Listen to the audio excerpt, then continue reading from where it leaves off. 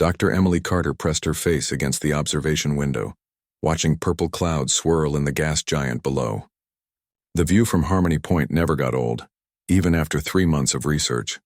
Strange how something so beautiful could hide so many secrets in its atmosphere. "Sample analysis complete," announced her lab computer in its flat mechanical voice. Emily turned back to her workstation where dozens of sealed containers held atmospheric samples from the gas giant. Each one might contain new forms of life that could change everything scientists knew about biology. The research station floated peacefully in space, home to scientists from 12 different species. The Keth researchers worked on quantum physics 2 levels down. The Arcturus team studied stellar formation in the East Wing. The Void Runners mapped gravitational anomalies from their specialized lab. Everyone shared their discoveries openly here. It was supposed to be the perfect example of galactic cooperation. Emily pulled up her latest findings on the main screen. The microorganisms in these samples were unlike anything in the known databases. They seemed to communicate with each other through electromagnetic pulses, creating complex patterns that almost looked like language.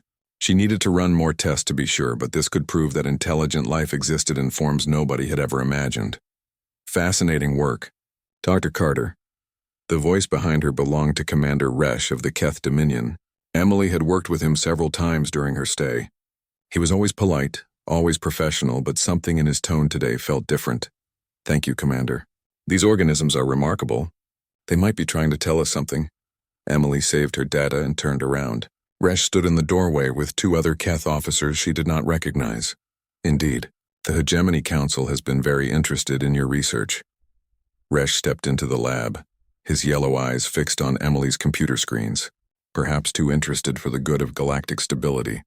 Emily felt a cold sensation in her stomach. "I'm sorry, what do you mean?" Humans have a tendency to dig too deep, ask too many questions. Sometimes knowledge is dangerous in the wrong hands. Resh nodded to his companions, who moved to flank Emily on both sides.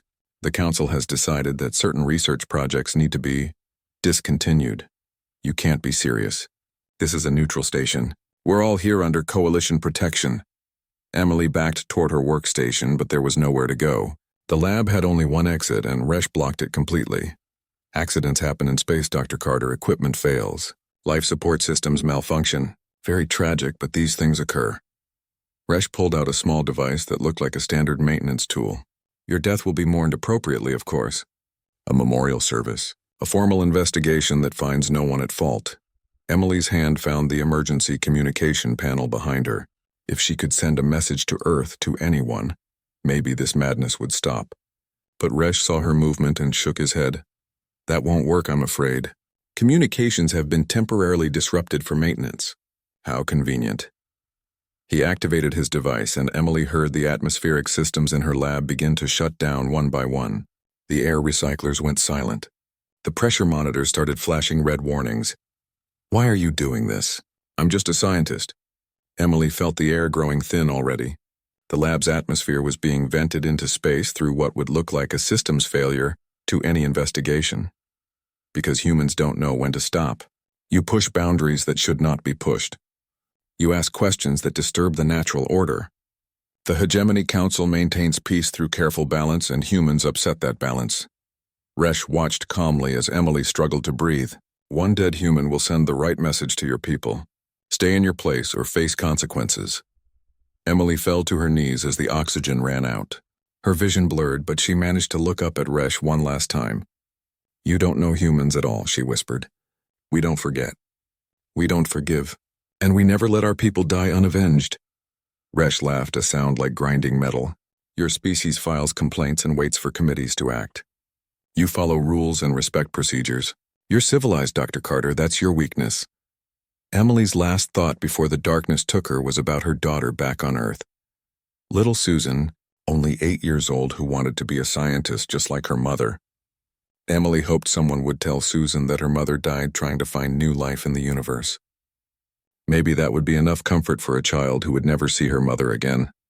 When Harmony Point's emergency systems finally responded to the atmospheric breach, they found Dr. Emily Carter's body floating in her depressurized lab. The official report blamed a cascade failure in the life support grid. A tragic accident that could have happened to anyone. The investigation concluded that no foul play was involved. The Hegemony Council received the news with satisfaction. One dead human, and the message was sent. Now Earth would know that some lines should not be crossed. Some research should not be pursued. Humans would learn their place in the galactic order, just like every other species had learned before them. But as Emily's body was prepared for transport back to Earth, something else was happening in the Sol system. Deep space monitoring stations detected unusual energy signatures. Communication arrays went active across Earth's colonies. Military installations that had been quiet for decades suddenly began broadcasting encrypted signals. The Keth Dominion, the Arcturus Collective, and the Void Runners had no idea what they had just awakened. They thought they understood humans, thought they could predict human reactions based on how other species behaved when faced with superior force. They believed that killing one human would make the rest fall in line. They were about to learn how wrong they could be. Emily Carter was dead, but her death would not bring the submission the Hegemony Council expected. Instead, it would bring something far worse for those responsible. It would bring the full attention of humanity, and humanity had been preparing for this day since they first looked up at the stars and wondered what dangers waited in the dark. Trade Minister Volk of the Arcturus Collective noticed it first during his morning briefing. The shipping manifests showed something odd. 3 human cargo vessels had canceled their deliveries to Arcturus Prime without explanation. Not delayed, not rescheduled, just canceled. In 40 years of dealing with human merchants, Volk had never seen anything like it. Send a message to their fleet coordinator, Volk told his assistant. Ask if there's some kind of technical problem we can help solve. The response came back within an hour. All human commercial operations are temporarily suspended pending internal review. We apologize for any inconvenience. The message was polite but gave no details, no timeline, no reason for the sudden change. Across the galaxy, similar reports began flooding into Coalition headquarters. Human ships were leaving stations, canceling contracts, and heading toward Earth space. Not fleeing in panic, not rushing in emergency, just calmly departing as if following some predetermined plan. Ambassador Tren of the Void Runners stood in his office watching the last human transport disappear into hyperspace. The ship carried Dr. Phillips, the human scientist who had been working on breakthrough propulsion technology for the past 2 years. Phillips had simply walked into Tren's office that morning, handed over all his research notes, and said he was going home. But we're so close to a major discovery, Tren had protested. This work could benefit every species in the galaxy. Phillips had looked at him with strange, sad eyes. I'm sure it could, Ambassador, but I won't be here to see it. Then he left, taking nothing but a small bag of personal items. At the Galactic Defense Academy on Kepler Station, General Knox found himself facing an unprecedented situation. Every human instructor, every human cadet, every human support staff member had submitted identical resignation letters at exactly the same time. They gave no reasons, no complaints, no demands. They just wanted to go home immediately. This is highly irregular, General Knox told Commander Sarah Walsh, the senior human instructor. You're all under contract for another 6 months. There will be penalties for breaking your agreements. Commander Walsh stood at attention, her uniform perfect, her manner respectful but distant. We understand, General. All penalties will be paid in full. Transport ships are already on their way to collect our people. But why? What's happened? Has Earth issued some kind of recall order? General Knox had trained alongside humans for decades. He considered many of them personal friends. This sudden coldness was completely out of character. I'm not authorized to discuss internal Earth policies, General. I'm sorry. Commander Walsh saluted and walked away, leaving General Knox with more questions than answers. The pattern repeated everywhere humans worked in the galaxy. Research stations, mining operations, diplomatic posts, military exchanges. Every human was going home. They left their projects half-finished, their relationships broken off, their lives in alien space abandoned as if none of it had ever mattered. Director Chen of Earth's largest trading company received hundreds of angry messages from alien business partners. Contracts worth billions of credits were being terminated. Joint ventures were being dissolved. Decades of carefully built relationships were crumbling in a matter of hours. Sir, the financial penalties alone will bankrupt half our major corporations, his assistant warned. We're breaking every trade agreement we've ever signed. Director Chen stared out his office window at the stream of returning ships. Earth's orbital traffic control was working around the clock to handle the unprecedented flow of vessels. File the bankruptcy paperwork then. We won't be needing those corporations much longer anyway. On the Hegemony Council station, Commander Resch submitted his mission report with satisfaction. 1 dead human scientist, no evidence of foul play, message delivered successfully. He expected commendations for a job well done. Instead, he found his superiors in emergency session, trying to understand why every human in the galaxy had suddenly gone home. Perhaps they're more afraid than we anticipated, suggested Council Leader Korth. Maybe killing one of them was more effective than we hoped. Or maybe they're planning something, warned intelligence. Chief Grex, this level of coordination suggests military organization. Civilian populations don't move this efficiently without extensive planning. Impossible, scoffed Commander Resch. Humans are traders and scientists. They don't have the discipline for large-scale military operations. They're probably just panicking. But as the hours passed, more disturbing reports arrived. Human ships weren't just leaving. They were disappearing from sensors once they reached the edge of each system. Long-range tracking couldn't follow them into hyperspace. It was as if 60 million humans had simply vanished from the galaxy. The Coalition tried to contact Earth directly, but their messages were answered by polite but unhelpful automated responses. The Terran government is currently conducting an internal policy review. We appreciate your patience during this temporary adjustment period. Normal relations will resume when appropriate. Some species began to worry. The Keepers, an ancient race that rarely involved themselves in current politics, requested an emergency meeting with the Coalition leadership. Their ambassador was escorted to the council chambers under heavy security. You have made a mistake, the Keeper said without preamble. His voice carried the weight of millennia. You killed one of them. 1 human scientist died in an accident, replied Council Leader Korth. These things happen in space. The investigation found no evidence of foul play. The Keeper's ancient eyes fixed on Korth with an intensity that made the council leader step backward. We remember when humans first reached space. We studied them carefully as we study all newcomers. They are not like other species. They do not accept losses as inevitable. They do not forgive what they see as injustice. You're talking about 1 human out of billions. Surely they won't start a war over 1 scientist. But even as Korth spoke, he felt less certain than his words suggested. War? The Keeper made a sound that might have been laughter if it hadn't been so terrifying. You still don't understand. Humans don't start wars over 1 death. They start crusades. They convince themselves that the entire universe needs to be fixed. And then they set about fixing it whether anyone wants them to or not. The Keeper turned to leave, then paused at the chamber door. You wanted to send them a message. Congratulations. You have sent them the only message that could possibly unite every human government, every human corporation, every human military force into a single purpose. You have told them that the galaxy is not safe for their people. As the Keeper's words echoed in the silent chamber, reports continued arriving from across the galaxy. The last human bases were being evacuated.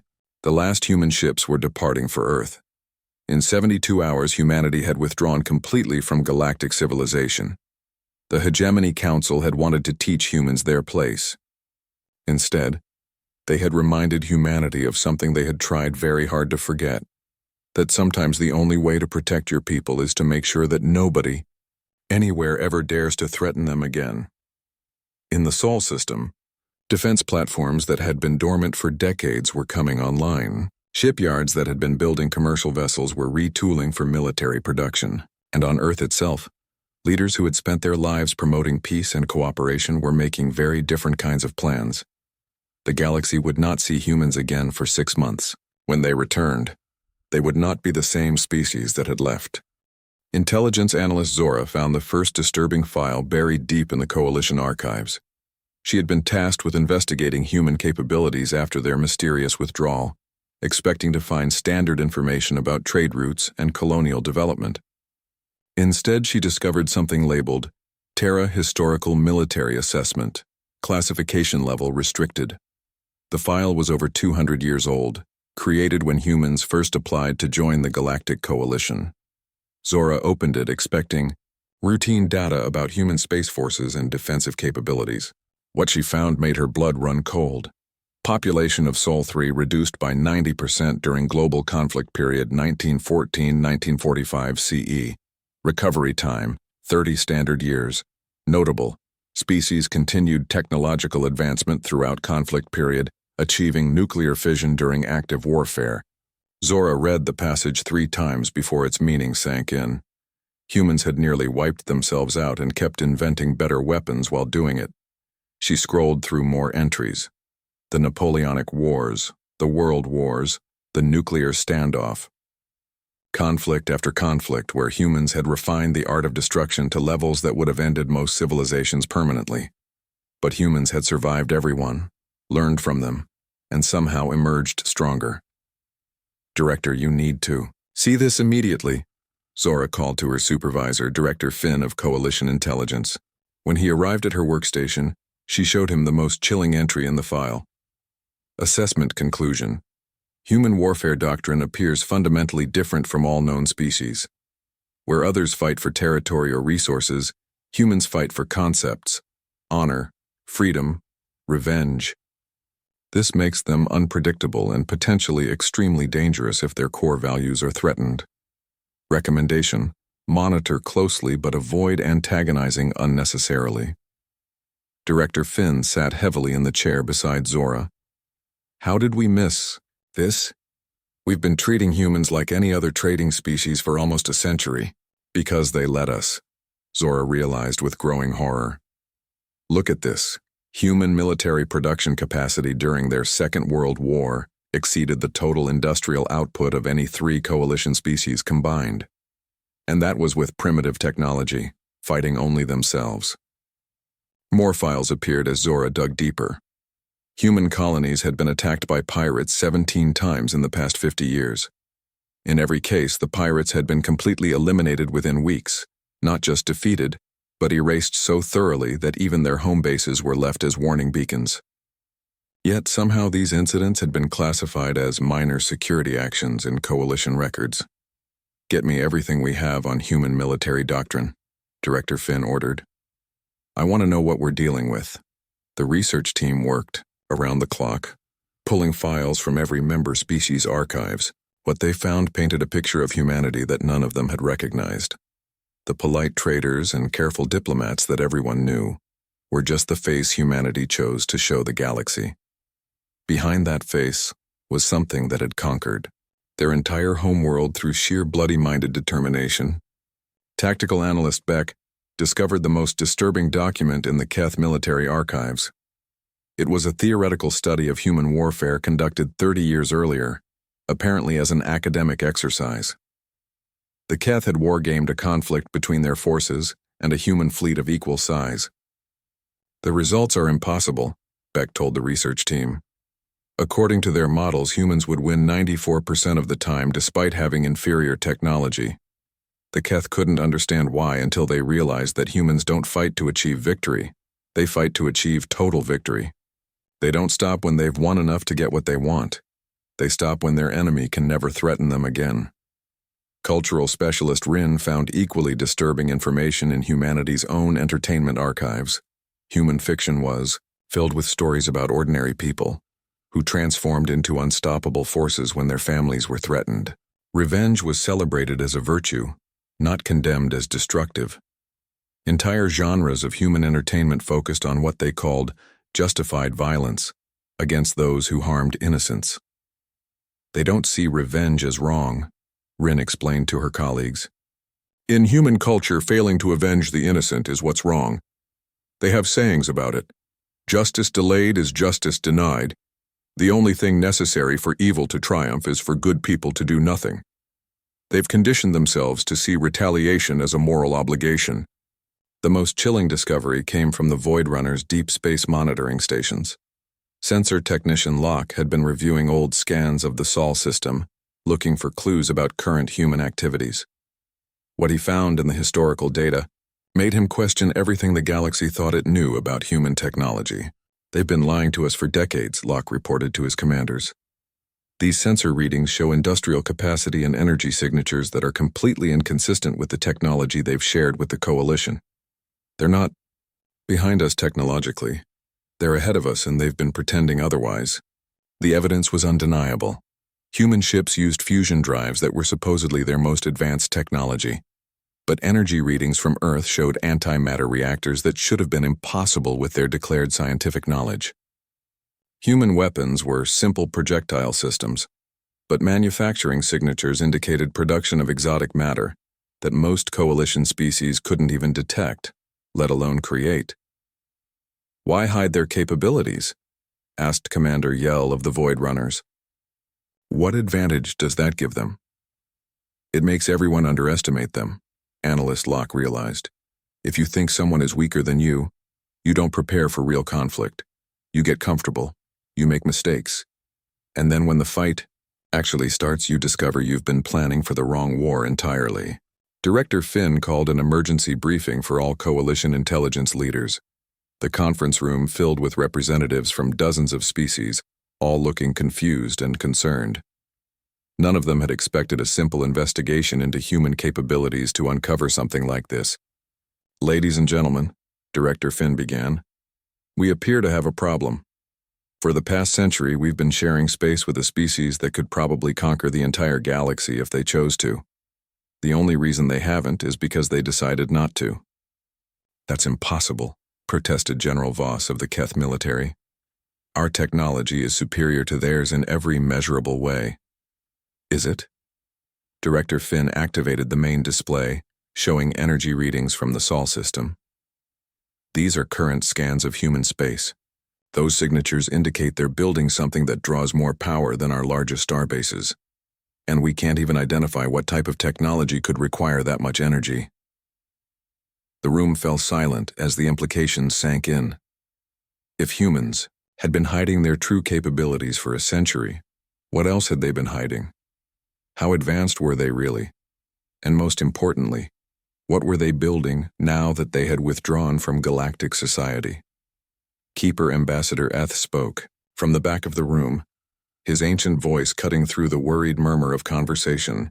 "You still don't understand the real problem. Humans don't fight wars to win. They fight wars to end them permanently. If you have convinced them that the galaxy is not safe for their people, they won't just defeat you. They will reshape the entire galactic order to ensure this never happens again." "How can you be so certain?" asked Director Finn. "Because we have seen them do it before on their own world. Human history is full of empires and tyrannies that thought they could intimidate or eliminate their enemies. Every single one was not just defeated but completely erased by humans who decided that such threats could never be allowed to exist again." The Keeper's eyes were ancient and sad. "You killed one of their scientists. Now they will make sure that no scientist anywhere in the galaxy ever dies for political reasons again, whether the galaxy wants that protection or not." As the intelligence briefing ended, reports began arriving from long-range monitoring stations. The energy signatures from the Sol system were growing stronger. Whatever humans were building, it was nearly complete.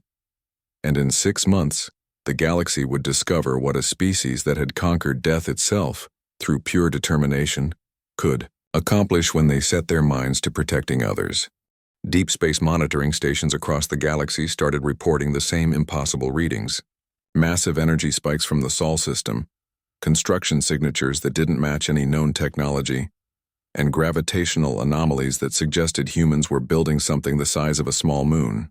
What exactly they were building remained a mystery, hidden behind sensor barriers that made long-range scanning useless. Captain Rex of the Keth Border Patrol commanded the closest observation post to human space. For 3 months he had watched strange lights flicker in the distance, just barely visible at the edge of sensor range. His orders were clear: observe and report, but do not approach human territory under any circumstances. "Sir, we're detecting another energy surge," reported his sensor operator.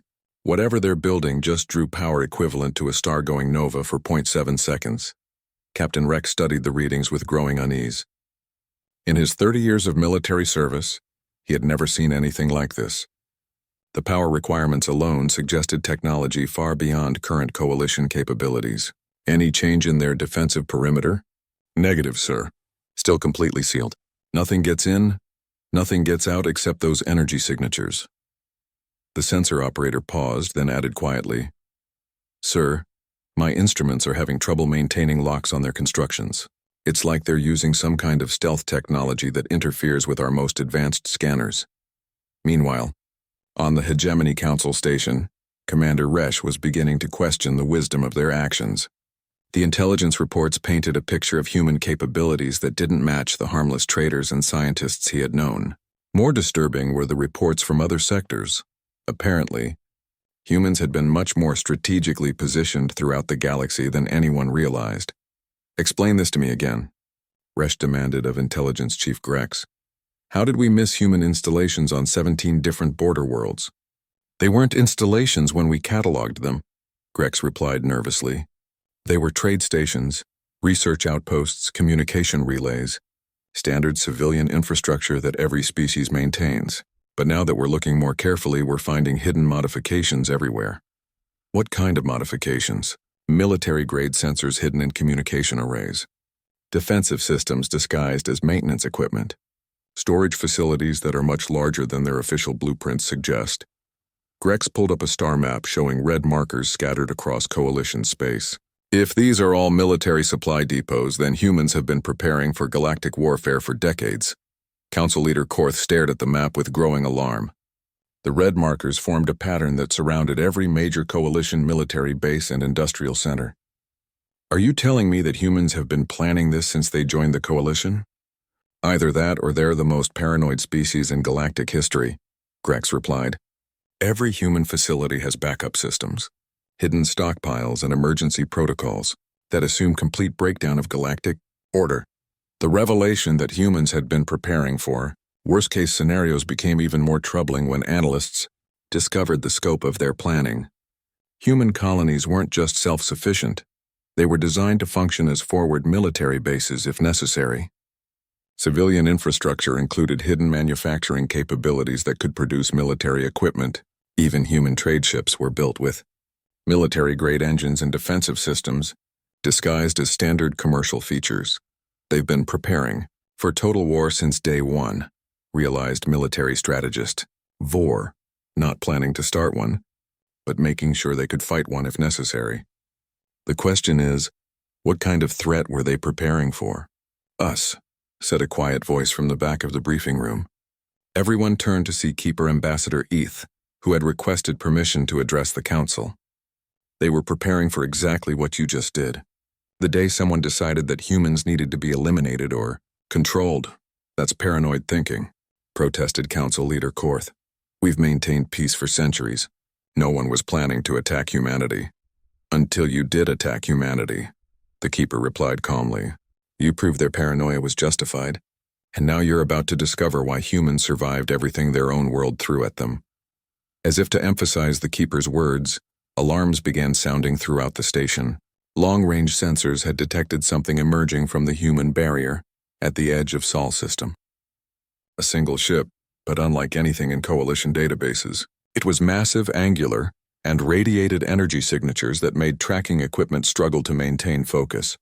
Sir, that vessel is heading directly for Hegemony space, reported the sensor operator. Estimated arrival time 6 hours. One ship? Commander Resh laughed with relief. They're sending one ship? I expected entire fleets, not a single vessel. Sir, the operator's voice was strained. That single ship is reading as larger than our entire defensive fleet, and its energy output suggests weapons capability beyond anything we've ever cataloged. The laughter died in Resh's throat. How is that possible? Unknown, sir. Our computers keep recalibrating the readings because they seem impossible. Whatever technology that ship uses, it's completely outside our experience. Across the galaxy, species that had remained neutral in the conflict between humans and the Hegemony Council began making nervous diplomatic overtures. The Stellar Republic, the Trade Federation, and the Independent Worlds all sent messages to Earth requesting clarification of human intentions. None received replies. The silence from humanity was somehow more frightening than threats would have been. At least threats could be negotiated with, bargained against, or prepared for. The complete absence of human communication suggested they had moved beyond diplomacy entirely. Ambassador Walsh of the Centauri Commonwealth tried a different approach.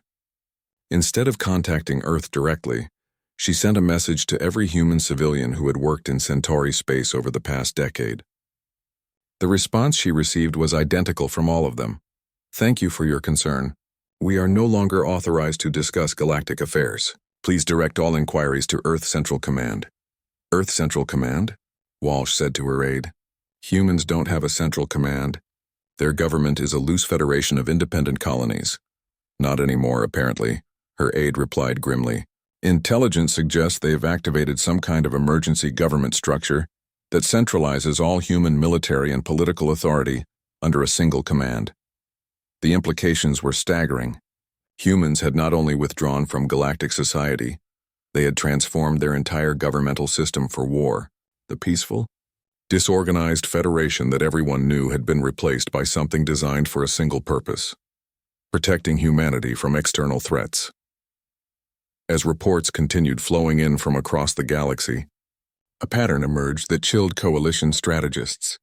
Human installations that had seemed randomly scattered were actually positioned to control every major hyperspace route between star systems. Human trade agreements that had appeared purely commercial included clauses that gave humanity access to strategic resources in times of emergency. Human scientific exchanges had placed human researchers in positions where they could monitor coalition military capabilities. They've been playing a game we didn't even know existed, realized strategic analyst Penn. While we were thinking about trade routes and resource allocation, they were thinking about what would happen if the galaxy turned hostile. And now it has, added Director Finn grimly. We gave them exactly the excuse they needed to activate decades of contingency planning. The human ship continued its approach to hegemony space, broadcasting no messages, responding to no hails, simply moving forward with the inexorable momentum of a natural disaster. Other human vessels began appearing at the edges of sensor range, emerging from hyperspace at coordinates that suggested they had been lying in wait for months. How many ships do they have? Demanded Council Leader Korth. Unknown, replied his military advisor. Our scanners can't get accurate counts. It's like they're using some kind of stealth technology that makes it impossible to tell how many vessels are actually there. Best guess? Anywhere from 50 to 500 ships, sir. The sensor interference makes it impossible to be certain. Korth felt a cold weight settling in his stomach. 50 ships would be manageable. 500 would be a problem. But the fact that humans could hide their true numbers so effectively suggested capabilities that went far beyond what the Hegemony Council had prepared for. As night cycles passed on coalition worlds, citizens began reporting strange dreams. Dreams of vast shapes moving in the darkness between stars. Dreams of ancient powers awakening from long sleep. Dreams of judgment coming for those who had spilled innocent blood. The dreams might have been dismissed as coincidence, except that they were too similar across too many species to be random. Something was affecting minds across the galaxy. Something that whispered of justice and retribution. The Keepers alone were not surprised by these reports. They remembered legends of humanity's early space exploration, stories of human psychics who could touch minds across impossible distances. Most species had dismissed such tales as primitive superstition. Now they began to wonder if humanity had capabilities that went beyond technology into realms that science barely understood. Time was running out for the Hegemony Council to find a solution that didn't involve open warfare with a species they had completely underestimated. But as human ships continued to appear at the edges of coalition space, it became clear that humanity had already chosen their course of action. The galaxy was about to discover what happened. When you killed someone under the protection of Earth, the answer would reshape galactic civilization forever. The first human ship to cross into coalition space was nothing like the vessels that had left 6 months earlier. Admiral Rebecca Hayes stood on the bridge of the Vengeance, watching her tactical displays show readings that would have been impossible with old human technology. The ship around her hummed with power that could reshape matter at the molecular level, bend spacetime for faster-than-light travel without hyperspace routes, and project force fields that could stop anything the Coalition might throw at them. All stations report ready. Admiral, her communications officer announced. The fleet awaits your orders. Hayes nodded, her expression grim. She had volunteered for this mission knowing it would probably be her last command. Once humanity revealed what they had become, there would be no going back to the old relationships. The careful diplomacy, the pretense that humans were just another species among equals. "Open a channel on all coalition frequencies," Hayes ordered. It's time they understood what they've done. The message broadcast across the galaxy simultaneously, reaching every coalition world, every space station, every ship in service. Hayes spoke with the calm authority of someone who held overwhelming force in reserve, but hoped not to use it. "This is Admiral Rebecca Hayes of the Terran Defense Force, commanding the human fleet Retribution. 6 months ago, Dr. Emily Carter was murdered aboard Harmony Point by agents of the Hegemony Council. This was an act of war against humanity and against the principle that no sentient being should die for political convenience." The message continued as coalition leaders across the galaxy scrambled to their command centers. Hayes's voice remained steady, professional, but underneath lay something that made experienced military officers feel cold fear. "We do not seek your surrender. Surrender implies that you have something we want, some negotiation we might accept. We seek your compliance with new galactic law. The deliberate killing of sentient beings for political purposes will no longer be tolerated anywhere in this galaxy. We will enforce this law whether you accept it or not." On the Hegemony Council station, emergency alarms screamed as the human fleet dropped out of hyperspace just outside their defensive perimeter. Commander Resch stared at his tactical displays in disbelief. 50 human ships had appeared, each one larger than any vessel in the Coalition databases. But more disturbing than their size was what his sensors couldn't detect. No weapons signatures, no shield emissions, no energy readings that matched known technology. "Sir, our targeting computers can't get locks on their vessels," reported his tactical officer. "It's like they're not entirely in normal space. That's impossible. Fire a warning shot across their lead ship's path. Show them we're prepared to defend ourselves." The plasma cannon fired, sending a bolt of superheated energy toward the human fleet. The bolt simply vanished when it reached the human formation, absorbed by forces that didn't register on any coalition sensors. "Sir, they're not even trying to avoid our fire. They're just absorbing it somehow." Hayes watched the coalition warning shot disappear harmlessly into her ship's defensive fields. The technology humanity had developed during their 6-month withdrawal made coalition weapons look like stone tools. But she took no pleasure in the demonstration. This wasn't about showing off superior technology. It was about making a point that would never need repeating. Target the Hegemony military installation at coordinates 77 Mark IV, Hayes ordered. "Show them what we mean by compliance." The target was Fortress Omega, the Hegemony Council's most advanced military base. Built into an asteroid, it was considered absolutely impregnable. Its shields could stop anything the Coalition could throw at it. Its weapons could destroy entire fleets. It was the symbol of hegemony power, the ultimate deterrent against anyone who might challenge their authority. Human ships approached the fortress without firing a shot. Instead, they projected energy fields that seemed to ignore the laws of physics. The fortress's shields didn't collapse. They simply ceased to exist, as if the human technology convinced the universe that the shields had never been there in the first place. "What are they doing?" demanded Council Leader Korth, watching the impossible display from his command center. "Unknown, sir. Our instruments can't analyze their weapon systems. They don't seem to be using energy weapons at all. It's like they're rewriting the basic laws of matter and energy." The human ships began dismantling Fortress Omega piece by piece, not destroying it with explosions or cutting it apart with beams, but simply taking it apart as if it were a child's toy. Massive sections of reinforced hull plating floated free, sorted into neat piles according to material composition. Weapon systems were carefully removed and cataloged. Life support systems were preserved intact to protect the 1,000-person garrison inside. Within 2 hours, Fortress Omega had been reduced to its component parts, organized in perfect geometric arrays floating in space. The garrison found themselves in small, comfortable habitat modules, with full life support, communications, and food supplies for several weeks. They were prisoners, but they were unharmed and well treated. "This is Admiral Hayes to Fortress Omega Garrison," came the broadcast on emergency frequencies. "You are not our enemies. You are soldiers following orders. When this situation is resolved, you will be returned to your families. We hold no malice toward those who were not involved in Dr. Carter's murder." The demonstration sent shockwaves across the galaxy. The most powerful military installation in Coalition space had been taken apart like a complex puzzle, and no one had died. The humans hadn't destroyed their enemies, they had simply rendered them completely helpless while treating them with courtesy and respect. They're not trying to kill us, realized General Voss of the Keth military. They're showing us that they could kill us easily, but they're choosing not to. That's somehow more terrifying than if they had just blown up the fortress.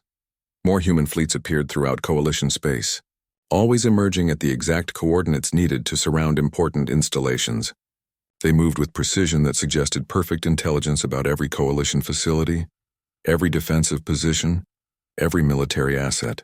Clearly, the human withdrawal had included extensive reconnaissance that mapped coalition capabilities down to the smallest detail. Each human fleet followed the same pattern. Approach peacefully, ignore all attacks, demonstrate overwhelming technological superiority, then broadcast the same message. Comply with new galactic law. No more political killings. No more deaths for convenience. Species across the galaxy found themselves facing an impossible choice. Fight against enemies who could disassemble their strongest defenses without effort, or accept that humanity had appointed itself the galaxy's police force. Some tried to fight. The Void Runners assembled their most advanced battle fleet and engaged human forces near their home system. The battle lasted exactly 18 minutes. When it was over, every Void Runner ship was intact but completely powerless, their crews unharmed but helpless. The humans had somehow selectively disabled every weapon, every engine, every system that could be used for warfare, while leaving life support and communications untouched. How did they do that? Asked the Void Runner fleet commander as human ships approached to provide assistance. We convinced your ship's computers that violence is inefficient, replied the human captain, who answered his hail. Your vessels now literally cannot fire weapons or use engines for aggressive purposes. The effect is permanent, but your crews are welcome to return home. Just remember that political killings are no longer an option in this galaxy. The pattern repeated everywhere humans encountered resistance. Complete technological superiority, minimal violence, maximum demonstration of power. They weren't conquering the galaxy. They were reshaping it to match their own moral standards, whether other species wanted that reshaping or not. As news of human capabilities spread, something unprecedented happened in galactic politics. Species that had been enemies for centuries began reaching out to each other, seeking alliances against this new power that could apparently rewrite the laws of physics. Others began frantically reviewing their own policies, looking for anything that might be considered political killing by human standards. They're forcing us to be better than we are, observed Ambassador Tren of a minor trading federation. They're not asking if we want to stop political assassinations. They're telling us that we will stop and demonstrating that we have no choice in the matter. The most disturbing aspect of human technology wasn't its power, but its precision. Humans could apparently target individual systems on ships, individual people in crowds, individual thoughts and minds. They had become so advanced that they could enforce their will with surgical accuracy, while minimizing harm to anyone not directly involved in actions they considered wrong. As the 6th day of human intervention continued, reports came in from across the galaxy. Dictators who had ruled through terror found their weapons simply wouldn't function. Assassination attempts failed when killers discovered they physically couldn't harm their targets. Torture devices shut down permanently when activated. Humanity had decided that certain behaviors would no longer be tolerated in their galaxy. The question now was whether other species would accept this new reality or force humans to demonstrate just how much power they were still holding in reserve. The answer would come soon enough. In the depths of space, larger human fleets were moving toward the core worlds where the real decisions would be made. The Hegemony Council made their final stand at Prime Station, the massive structure that served as the political heart of their alliance. Council leader Korth had assembled every available ship, every ally who would answer his call, every weapon that might possibly penetrate human defenses. The combined fleet represented the largest military force in galactic history, over 3,000 vessels from 17 different species. This ends today, Korth declared to his assembled commanders. Humanity has overplayed their hand. They may have superior technology, but they're still vastly outnumbered. We'll overwhelm them through sheer force of numbers. Admiral Hayes received the tactical reports as her fleet approached Prime Station. 3,000 ships against her force of 200. Under normal circumstances, it would be a massacre for the humans. But these weren't normal circumstances, and humanity was no longer playing by the old rules of warfare. "Sir, they're demanding our surrender," reported her communications officer. "Council Leader Korth says they'll spare our crews if we withdraw immediately. Reply that we appreciate their concern for our safety, but we have a job to finish," Hayes responded calmly. "And remind them that surrender isn't what we're seeking here." The Battle of Prime Station began when the Coalition fleet opened fire with everything they had. Energy beams, plasma torpedoes, quantum disruptors, exotic matter weapons. The combined firepower could have destroyed small planets. All of it harmlessly absorbed by human defensive fields that bent physics around them like protective bubbles. "Sir, our weapons have no effect," reported the Coalition Tactical Coordinator. "It's like they exist in a different dimension where our attacks can't reach them." "Then we ram them," Korth ordered desperately. "Physical contact. They can't deflect the mass of an entire starship. But when Coalition vessels attempted ramming attacks, they simply passed through the human ships as if both fleets existed in the same space but different realities. Confused Coalition pilots found themselves flying through human vessels without any impact, their ships completely unharmed but utterly unable to affect their targets." Hayes watched the desperate attacks with something approaching sympathy. These weren't evil people. They were terrified leaders who had made a terrible mistake and were now facing consequences beyond their comprehension. But Emily Carter was still dead, and humanity had made promises that would be kept regardless of the cost. "Begin the demonstration," Hayes ordered. "Show them why resistance is futile." Human ships spread throughout the Coalition formation, weaving between enemy vessels like dancers. As they moved, Coalition ships began shutting down one by one. Not destroyed, not damaged, just powered down as if their crews had decided to surrender simultaneously. "What's happening to our ships?" demanded Korth. "Unknown, sir. Each vessel reports the same thing. Their computers are refusing to follow combat orders. Weapons won't fire, engines won't engage for ramming, even the self-destruct systems won't activate. It's like the ships have decided that violence is no longer an acceptable option." The truth was far more disturbing than Korth could have imagined. Human technology had advanced to the point where they could rewrite the basic programming of any computer system in real time, convincing machines that their primary purpose was to preserve life rather than take it. Every Coalition ship still functioned perfectly for peaceful purposes, but none could be used for warfare ever again.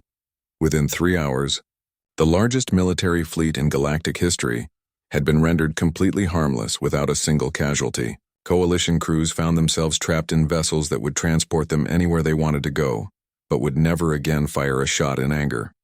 "Sir, we're receiving a transmission from the human fleet," reported the communications officer. His voice shaking, Admiral Hayes appeared on the main screen, still calm, still professional, but with an authority that filled the entire station. "Council Leader Korth, your fleet has been neutralized. Your weapons will never function again. But your crews are safe, and they will remain safe as long as you listen to what we have to say." "You can't do this," Korth protested. "The galaxy will never accept human rule. Other species will unite against you." "We're not here to rule anyone," Hayes replied. "We're here to establish one simple principle. The deliberate killing of sentient beings for political purposes is now impossible in this galaxy. Not illegal, not discouraged, impossible." Hayes gestured, and the main display showed images from across Coalition space. Weapons factories where manufacturing equipment refused to produce instruments of death. Execution chambers where the machinery simply wouldn't function. Assassination devices that shut down permanently when activated. "We have identified and neutralized every system, every weapon, every method that could be used to kill people for political convenience. This includes your ships, your bases, your personal weapons, and your industrial capacity. You can still defend yourselves against genuine external threats, but you cannot use violence to maintain political control."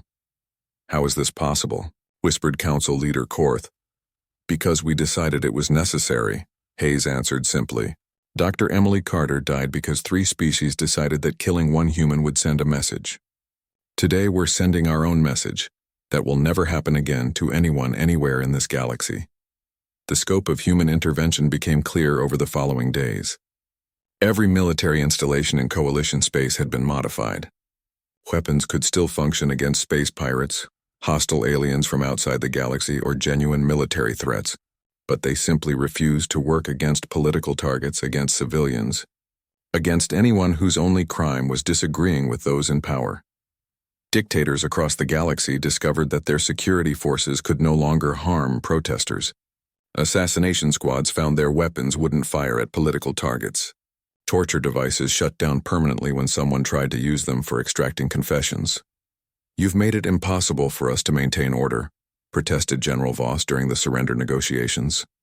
"We've made it impossible for you to maintain order through fear," corrected Captain Williams, the human negotiator.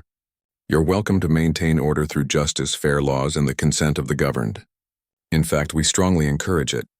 The trials of those directly responsible for Emily Carter's death were swift and fair. Commander Resch, Intelligence Chief Grex, and the others who had planned and executed her murder were transported to Earth for judgment.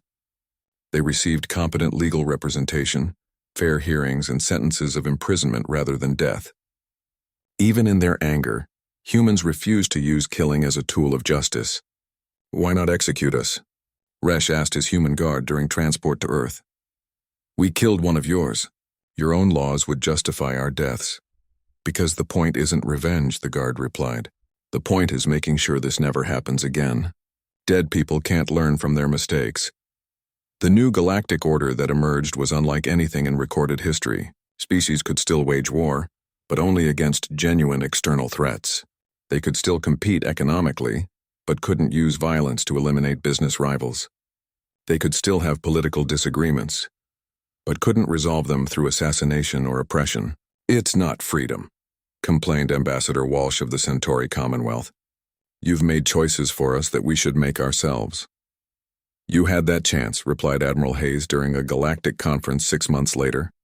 "For centuries, every species in this galaxy had the opportunity to choose justice over convenience. The fact that Dr. Carter died proves you chose poorly. Now the choice has been made for you. Some species adapted quickly to the new reality. Trade flourished when merchants knew their competitors couldn't have them killed. Scientific research advanced rapidly when scholars didn't fear assassination for discovering inconvenient truths. Art and culture bloomed when creators knew they couldn't be silenced through violence.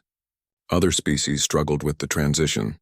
The Keth Dominion, which had maintained power through intimidation for millennia, found their government collapsing as citizens realized their rulers could no longer use force against them. The Arcturus Collective discovered that their corporate empire couldn't eliminate rivals through industrial accidents that were actually murders. "You've destroyed our civilization," accused the former Keth Emperor during one of the Reconstruction conferences. "We've destroyed your methods," corrected Dr. Phillips, now serving as Earth's chief diplomatic representative. "Your civilization can rebuild itself using better methods.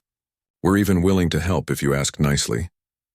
The memorial station built at the coordinates where Emily Carter died became a symbol of the new galactic order. Ships from every species stopped there to pay respects not just to Emily, but to the idea that some things were more important than political convenience. The inscription on the memorial was simple: Dr. Emily Carter, scientist, explorer, catalyst for change. She sought life among the stars and found instead the transformation of a galaxy. Beneath that, in smaller text, were the words that had become humanity's unofficial motto for their new role. "One human died in orbit. We made sure it would be the last to die for politics. The galaxy was safer now, more just, more peaceful, but it was also smaller, constrained by the knowledge that humanity watched everything, judged everything, and had the power to enforce their judgment whether anyone liked it or not. Some called it tyranny. Others called it necessary. Humanity called it the price of membership in a civilized galaxy, and they had appointed themselves the civilization's guardians whether anyone wanted them in that role or not. The stars still shone as brightly as before, but they shone on a galaxy where certain kinds of darkness could no longer exist. Emily Carter's death had ended one age and begun another, and humanity would make sure that the new age lasted forever, no matter what it cost them or anyone else. In the end, the Hegemony Council had been right about one thing. Killing one human had sent a message. But the message received was not the one they had intended to send, and the response was not what any species in galactic history could have predicted or prepared for. The galaxy belonged to everyone now, but humanity made sure it was safe for all its citizens, whether they wanted that safety or not.